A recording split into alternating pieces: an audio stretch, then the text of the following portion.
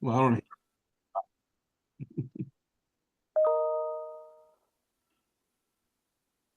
Okay, well, thank you all for attending.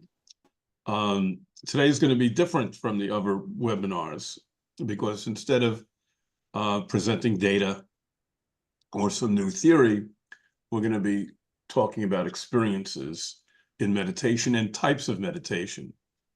I mean, people talk about meditation like it's one thing and it's easy. Everyone who's meditating is doing the same thing.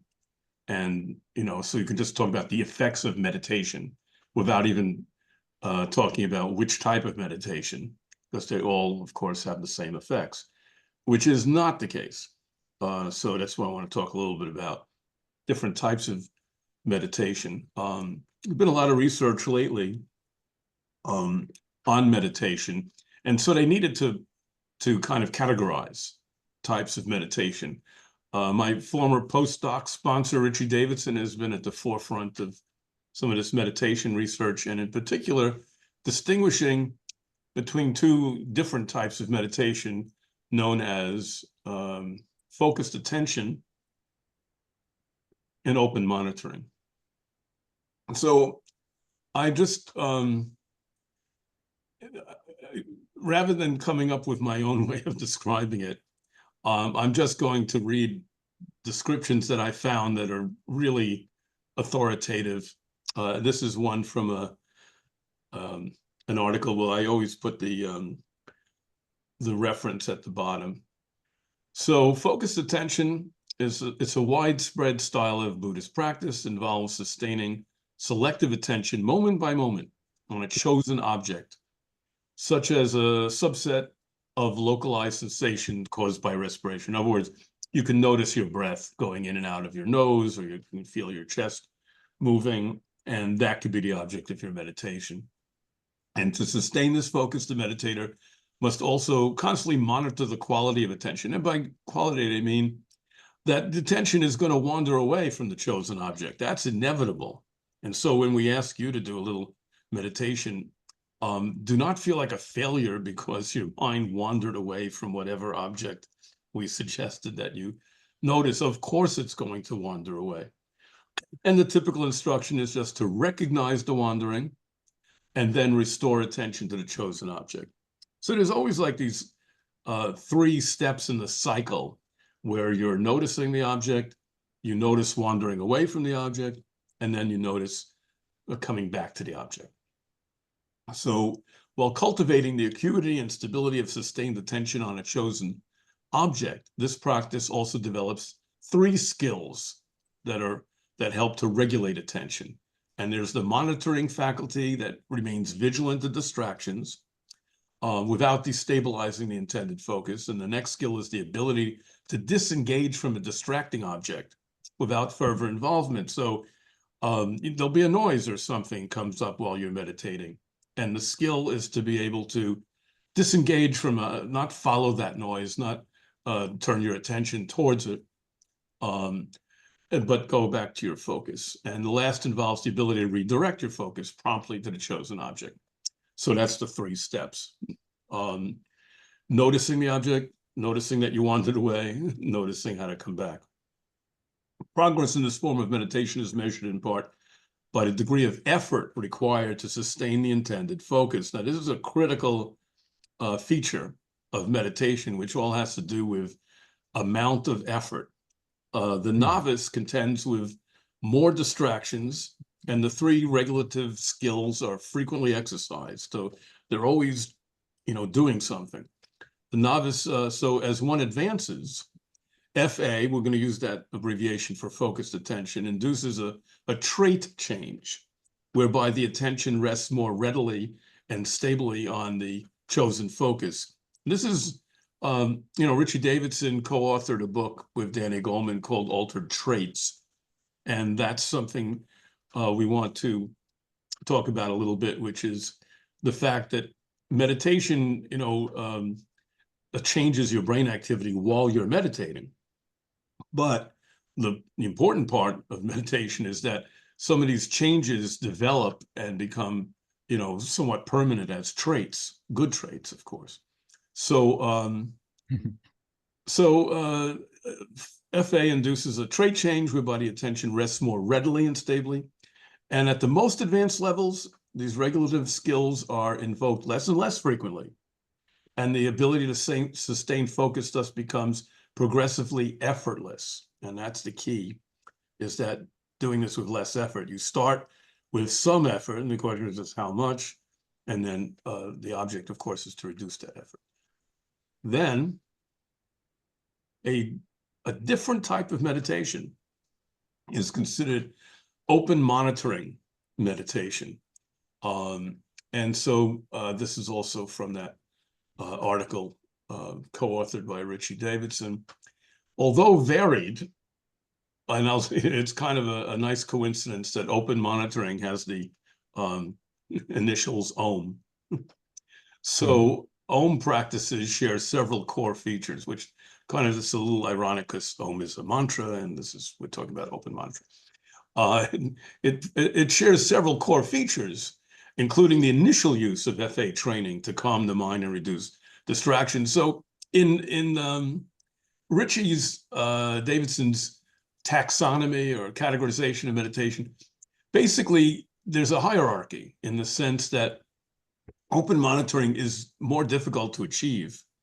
So it seems that practicing focused attention helps prepare you for open monitoring. It gives you the skill that you need to do open monitoring. So as FA advances, the well-developed monitoring skill becomes the main point of transition into OM practice. One aims to remain only in the monitoring state, attentive moment by moment to anything that occurs in experience without focusing on any explicit object. So at this point, it's, the difference is instead of returning to one specific object every time you wander away, the point is to be attentive to everything that comes up in your mind without attaching to any one thing. So some thought will come up, but you don't follow it. You notice the thought and go on.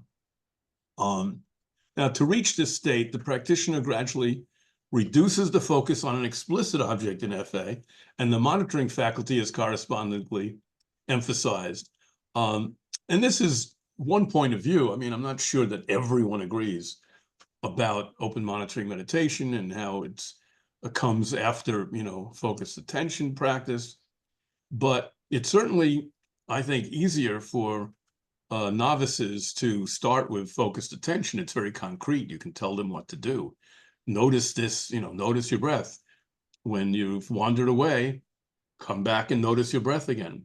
That's a pretty concrete instruction that people can follow. Whereas if you just say, well, just don't focus on anything in particular, just notice everything that comes up and move on. That's a more abstract kind of instruction. So, so we've said the monitoring faculty is correspondingly, although the enhancement of the monitoring awareness continues until no explicit focus is maintained, the monitoring itself does not create any new explicit focus. In this way, the effortful selection or grasping of an object as primary focus is gradually replaced by the effortless sustaining of awareness without explicit selection. So that is, of course, the goal, is this effortlessness.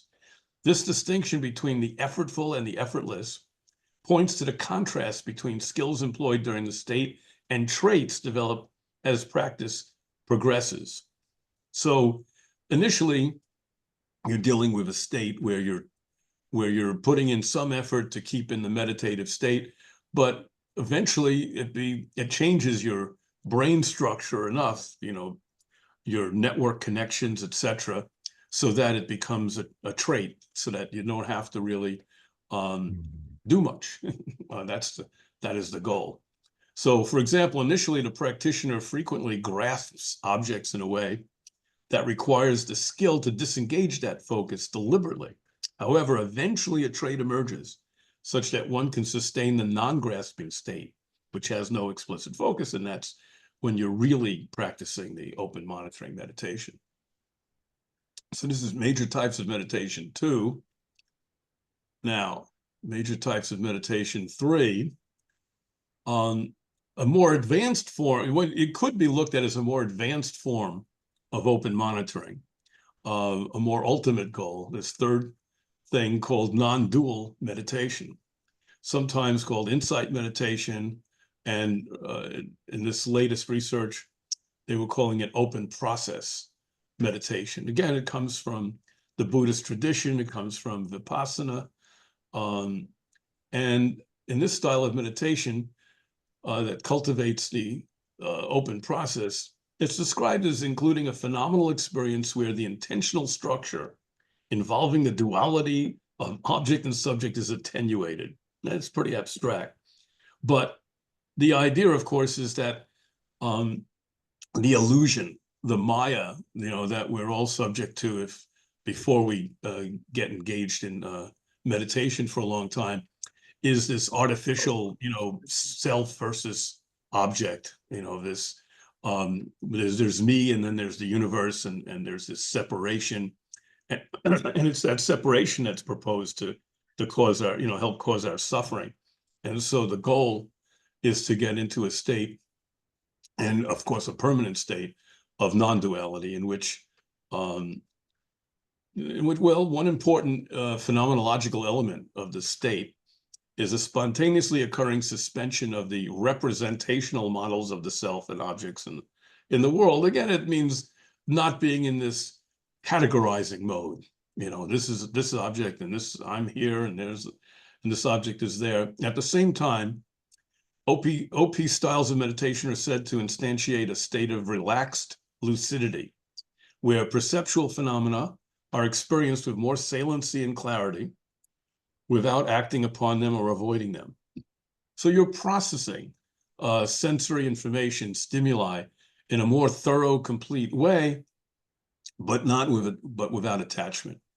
So in such a way, perceptual phenomena in OP spontaneously appear and vanish in the field of awareness like patterns drawn on water. I remember Maharishi said that initially, your memories are like etched in stone. And then as a meditator, it begins to be just like, etched in sand, and then eventually, as you practice a lot, it's like a line in patterns drawn on water. But ultimately, it's like a pattern drawn in the air. Anyway, the author suggests that OP practice downregulates the formation of perceptual habits while increasing the monitoring of the sensory environment. So it means it decreases this instant categorization, which, protects us from getting in, being distracted by the environment. But in fact, it's the opposite. I mean, we're in a mode where we don't want to be distracted by, we don't want to smell the roses. We don't want to be distracted by the environment because we're focused on solving some kind of problem in our head, some illusory problem, which we have no chance of solving by thinking about it anyway. And so the goal is to be much more innocent about taking in these stimuli, these sensory stimulations. And somewhat like with what you get from some of the psychedelic drugs. So they diagram it out this way, where mindfulness meditation, it helps you with controlling your attention, especially if it's focused attention, and then of course emotional regulation, and eventually self-awareness, and these all help with self-regulation. But here's this early stage, effortful doing. This is your focused attention part, and then the middle stage, effort to reduce mind wandering. This is your sort of as you're transitioning to open monitoring, and then the advanced stage is this non-dual state of effortless being.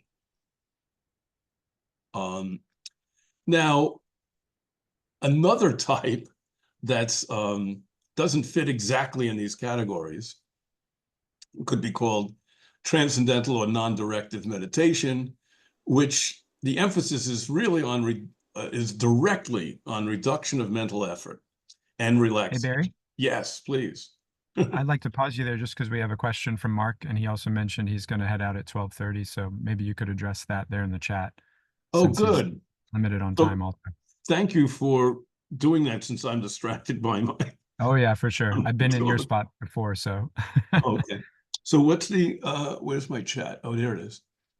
How consistent are meditation categories? Would they be regularly, roughly comparable? Let me see. Wait, oh, wait a minute. My chat window is, I have to make it bigger. There we I go. can I can read it out loud. How Okay. consistent are Mhm. meditation classifications among the major meditative traditions if we ask a Zen Buddhist and a Vipassana practitioner or a shaman to delineate categories, would they be roughly comparable? So basically, do the actual practitioners use similar terminology and make similar delineations as academia has, as you've just laid out? Ah, right, right. Yeah, I doubt it. This is a very Western Yeah. approach, is to categorize. I mean, it's kind of ironic, isn't it, that we're categorizing meditation in these ways when categorization is sort of the enemy. So yeah, I mean, one should read the texts of some of the, gurus and swamis over the years to see their take on meditation and what it's like, because I don't think they'd be very interested in these labels. I mean, there's a lot of different traditions. I mean, there's Kriya Yoga and Shamatha, and I mean, there's just so many different branches of meditation. And some of them, I mean, for instance, Maharishi feels or felt, he's gone now, but that japa meditation, for instance, which involves concentration on a mantra, is a mistake. Is that's the wrong way to do mantra meditation, because TM is a form of mantra meditation. But the point in TM, or these non-directive mantra meditations, is to use the mantra as a vehicle to reduce effort, is to actually, the object is to let the mantra get fainter and fainter and fade away rather than keeping it in consciousness. And so Maharishi felt that, you may start with japa, but you're supposed to fade away. And that's, so yeah, I can imagine there'd be a good deal of disagreement from one tradition to the other. Tibetan Buddhists, or have their own thing, and they use a mixture of different types of meditations. Um, they do all of these things: visual meditations, mantra meditations, prayer, devotional Well, if meditation. I can jump in and ask Please. so, this is one plausible academic classification and Mm. may or may not be useful. Is there anything like a consensus among the psychologists who study meditation about a classification? Or is this sort of one classification that you find interesting and useful? Or is there some sort of empirical phenomenological consensus or some sort of evidence-based consensus about Mm. classification or a spectrum or some structure to the set of all possible or all practiced meditative uh, methods? Well, that is a good point, because yes, this categorization seemed compelling to me. It's not like there's a lot of competing categorizations on the academic side. Um, so this has become emerged, I think, as the major thing. So you'll see a lot of articles comparing FA and OM meditation, for instance, looking at the brain activity during FA versus OM. And I can send some articles about that. So that categorization has actually been used for empirical research. So it's taken off, as being, how it is, where at some point people want to be compatible. So if there's a trend can emerge, where people are using this categorization, and then other people start jumping on the bandwagon because, other people have, and it snowballs like that. And it's useful to have some sort of categorization, but yeah, I'm sure it can be questioned. It's, so um, I just think this But is a useful one. Yeah. my take on that would be like categorization is, I think, helpful in sort of being able to understand the context and effects of and sort of the techniques of different meditations.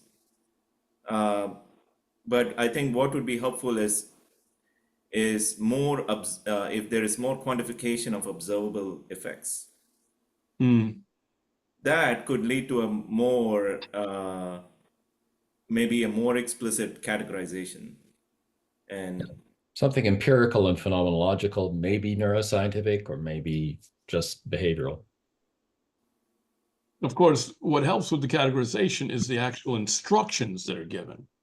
So you instructing the person to, be effortful about keeping the object within your attention, or are you instructing them to reduce the effort or let it go, or, so the details of the instruction help to define one type of meditation or another, but there's the actual instruction, and then there's a sort of an implicit instruction.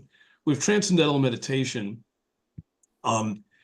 they don't very explicitly tell you to, reduce the mantra, and so they say it in a very indirect way, in terms of letting it go, or just not making it easy. And so, yeah, go ahead.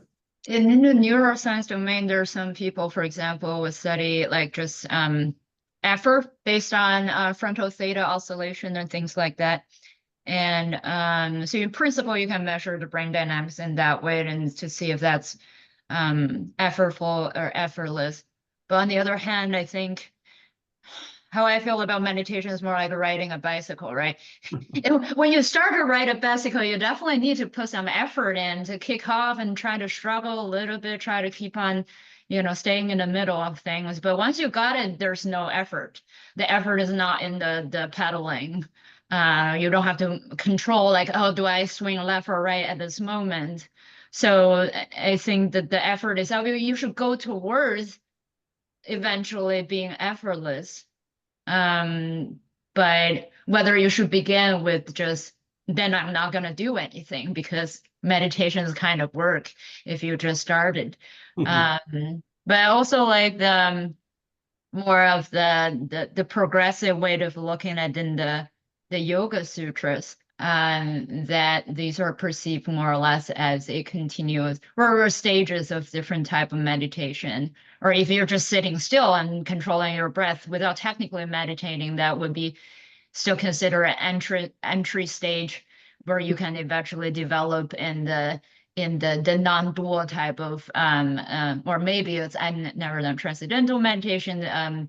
You want to approach a state where everything fades away. So I think there could be a continuum, but the categorization, as you said, is based on the instruction. But I think the instruction is just what works for people. It just works for some people. It will be easier to focus on the breath. It's work for other people to maybe focus on something more abstract. That's how I see it. That's nice imagery also among the bicycle analogy, because one thing that academia tends to kind of not pay attention to within this discussion is the value system of each culture and what the perceived end goal of any particular practice might be.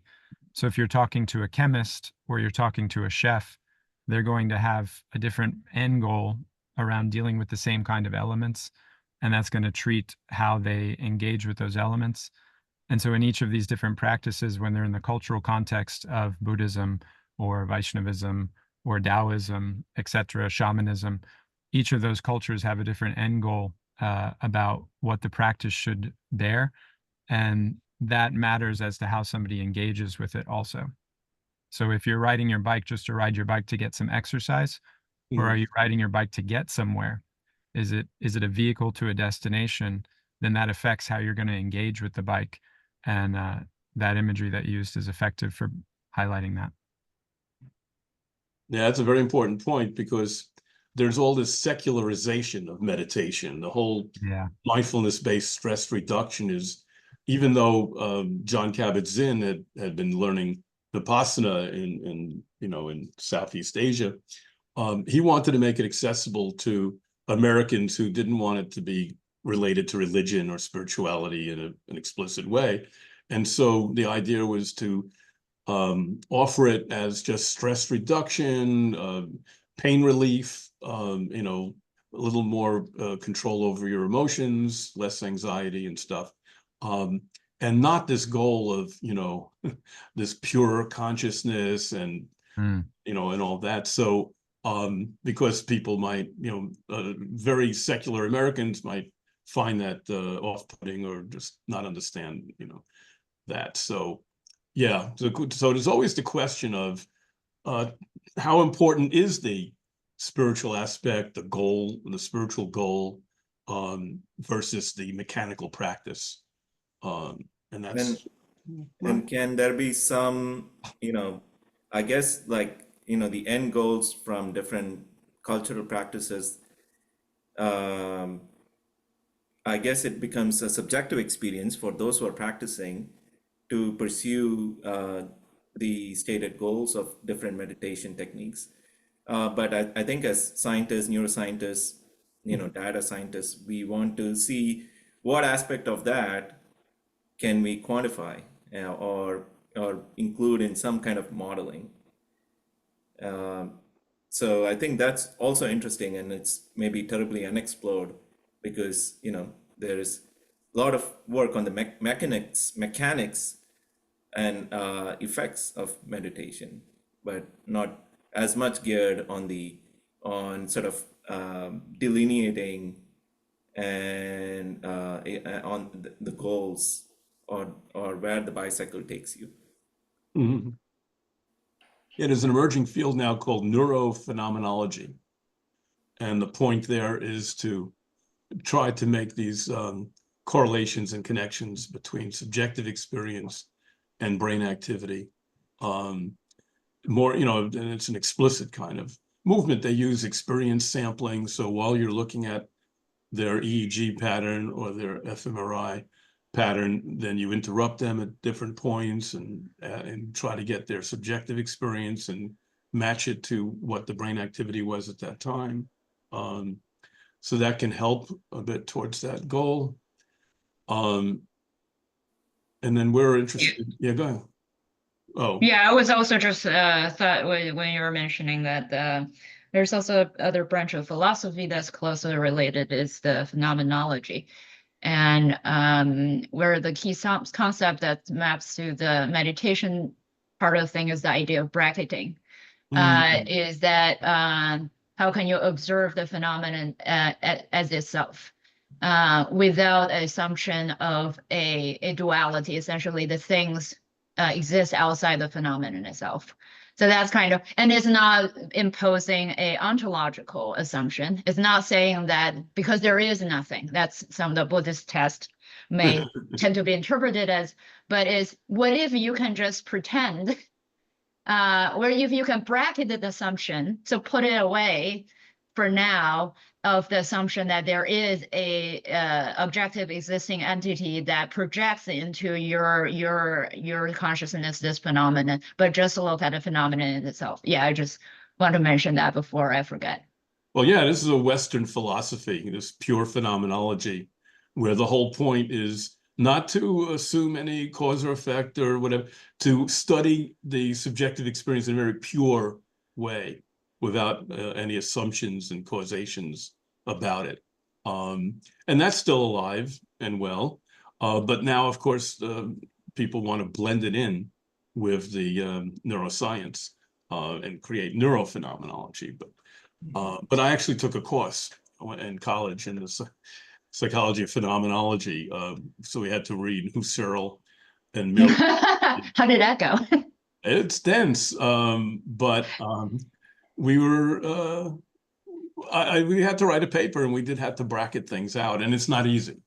It's not easy to do that, but it's an interesting exercise. And so anyway, I wanted to kind of keep us on time, on track, oh yeah.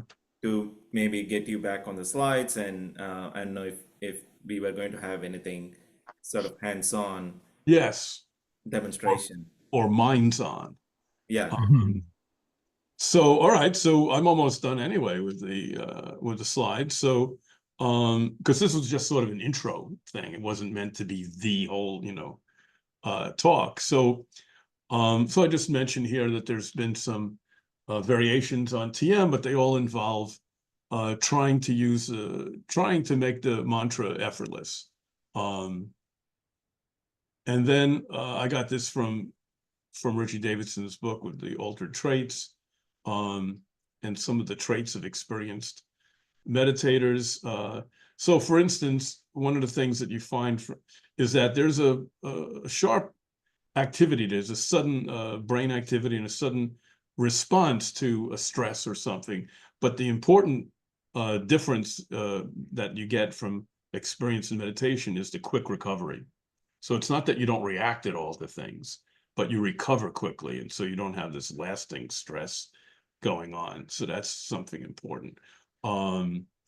And then, one way to see a trait is that the brain activity of a very experienced meditator begins to look like it's a meditative state, even when they just ask them to close their eyes and relax, and they're not deliberately meditating, but that's their state. Now that's where they are. So anyway, then there's so what else did I have here? So I did want to mention that there's been some studies of the negative effects of meditation.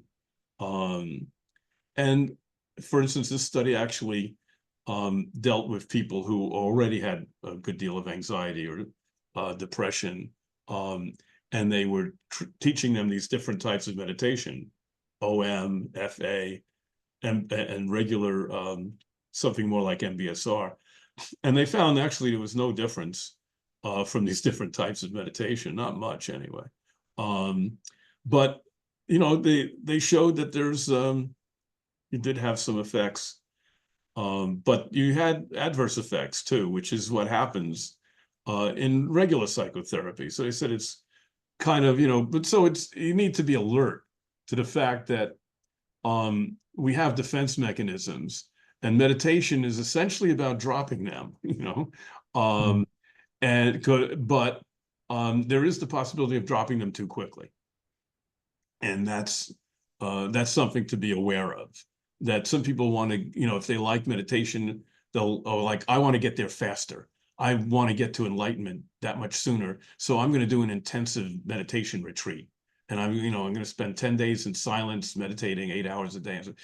And for someone who's pretty neurotic and has a lot of anxiety and stress that they've been hiding from, doing that can result in like this sudden overwhelming anxiety and derealization and all these kinds of things. So some people need to do meditation with a therapist. Some people need to do it more slowly.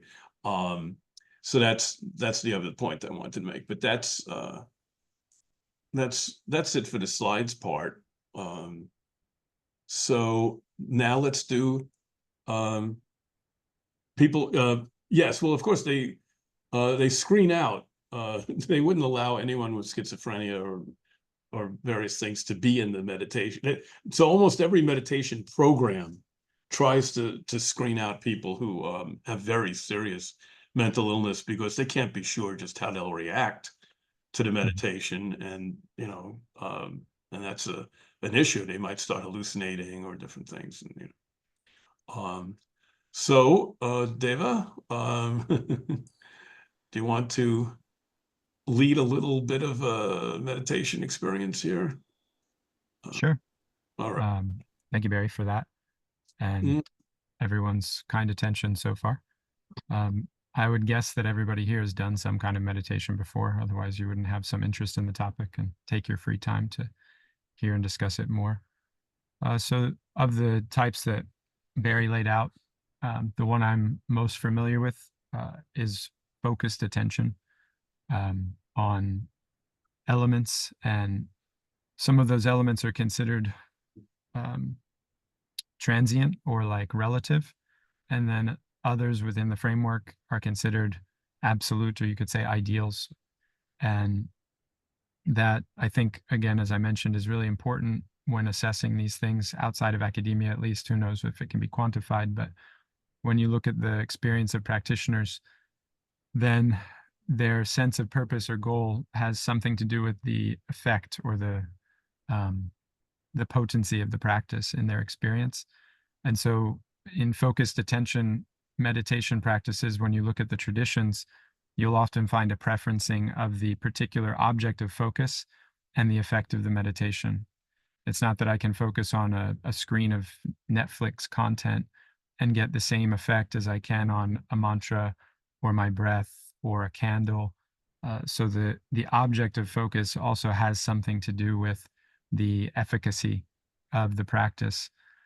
And so we can try two objects of focus in our brief time today. We'll do our breath and then we'll do a mantra.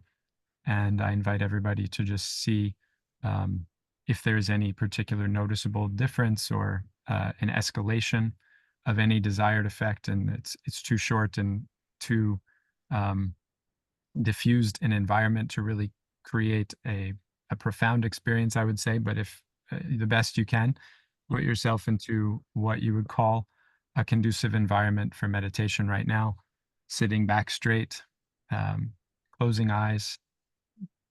And all of this is to kind of reduce influence from the environment. That's one common ethic of all meditative practices, is that we're trying to control what we can control in a world where there's a lot that is outside of our control. And so recognizing kind of the scope of what I can be accountable to, and then to refine my ability to be accountable to it. That's one simple way of expressing a common ethic across all meditative practices throughout the world and throughout time, really. So in that mood, we have our eyes closed. We're sitting back straight, feet on the floor, not too comfortable, but not uncomfortable, just in a kind of placid way. And we're going to focus on our breath coming in and out of our nostrils. So using our index finger from our right or left hand, whichever feels more comfortable, we're going to close one nostril and we're just going to breathe, inhale through the nostril that remains open. And then we're going to switch our finger over to the nostril we just inhaled from, and then push the air out, exhale through the opposite nostril. Now inhale through the open nostril. Now switch our fingers and exhale. We're going to cycle like this. This is known as nadi breath. So inhaling, switching, exhaling, and inhaling, switching, exhaling.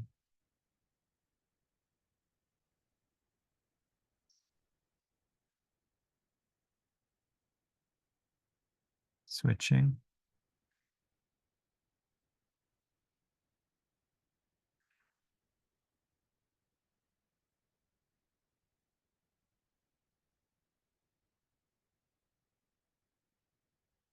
carry like this for 2 minutes.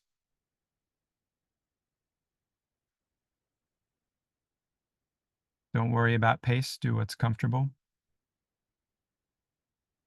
Inhaling and exhaling through one nostril at a time. This circular rotation. And in this focused attention meditation, as was mentioned, as other objects of focus come in, whatever the mind may be saying, how long is this going to go? What about that email? What about the class I have, or I have to teach, or papers to grade? You let those things come and go, allowing your attention to remain as far as possible with the breath. Do that for 2 minutes.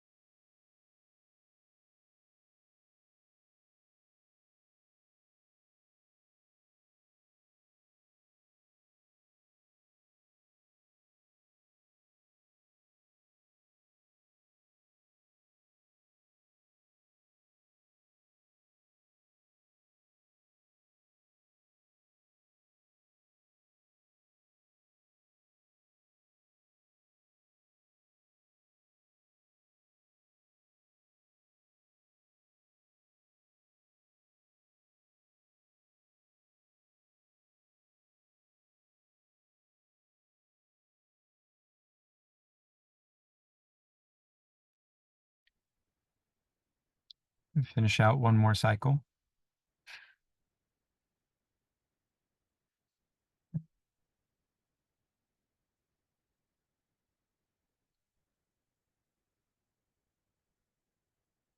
We'll just come back to a place of pause, and we can do one mantra now, which is the focus on sound vibration as a object of attention, focused attention.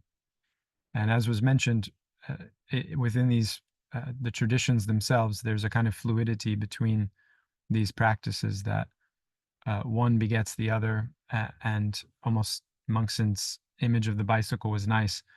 You push to pull, to push to pull, pushing down carries naturally into the pedal rising on the other side, and that pedal going down brings the other pedal back up.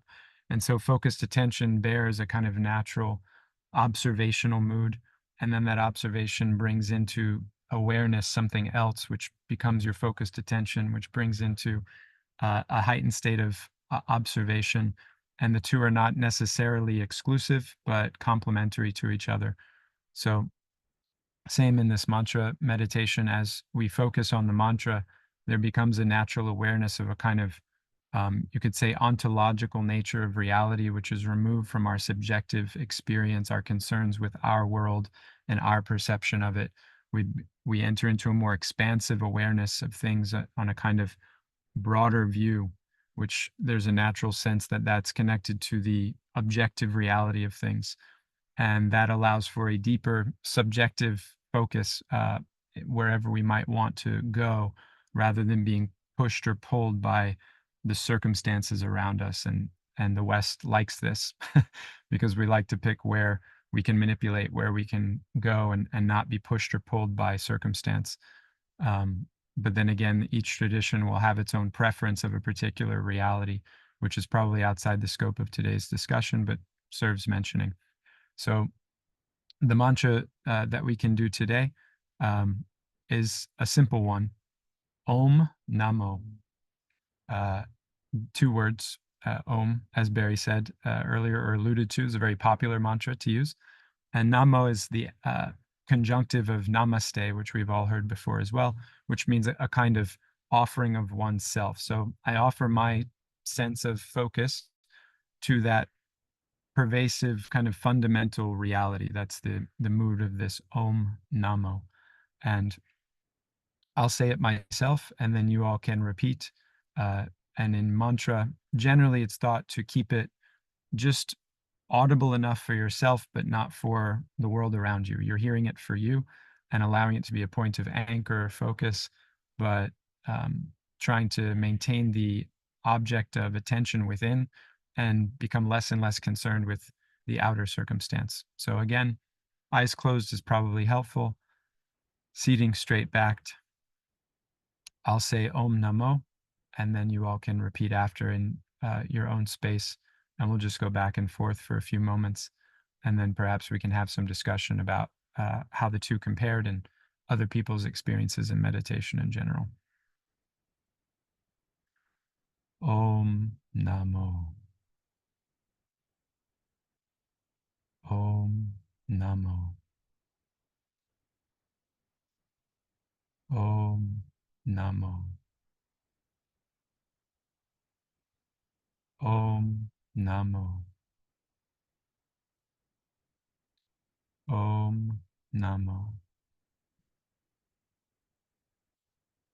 Om Namo. Om Namo. Om Namo.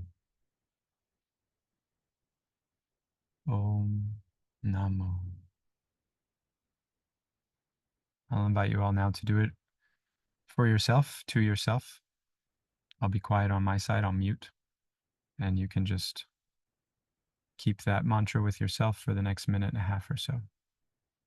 Om Namo.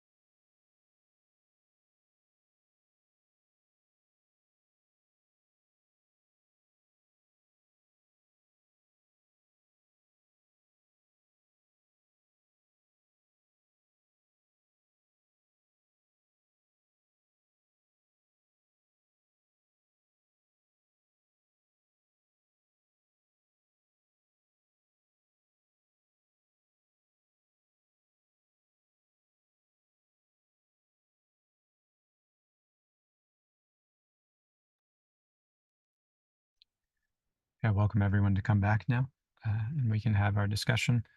One of the obstacles to my meditation today was that I have to pee really bad. So I'm going to go do that. I'll be camera off for a few moments, but I'm still here and listening.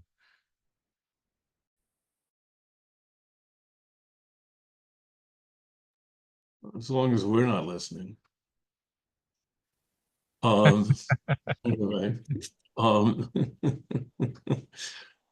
so what I liked especially about the two meditations that David was doing, the alternate nostril pranayama and the middle form of japa meditation, where it's not out loud, but it's not inner speech. It's just very, very quiet.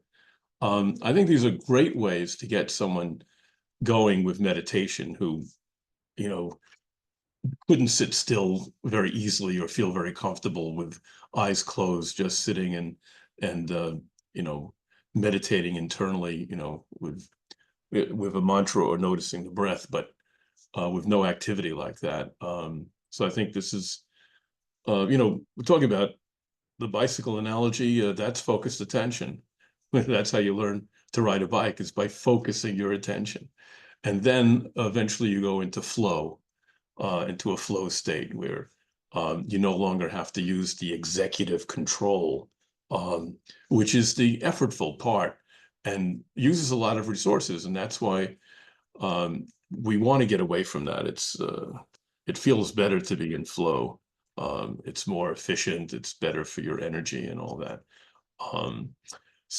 But I think, you know, for people who haven't been on the bicycle before, these exercises that David was teaching are terrific ways to get started with meditation. And then it could evolve into, you know, the whispering type of japa can evolve into inner speech japa. And the alternate nostril pranayama could evolve into just noticing the breath as it goes in and out of your nostrils without actually, you know, using your fingers, just noticing the breath. So that's my take. So although we're approaching 1 o'clock, before we lose any more participants, it's time to ask the participants to participate. They're called participants, so they should be participating in some way. Should I can probably end the recording so we can have more free discussion. That makes sense. So I'll end the recording of the webinar. Yeah.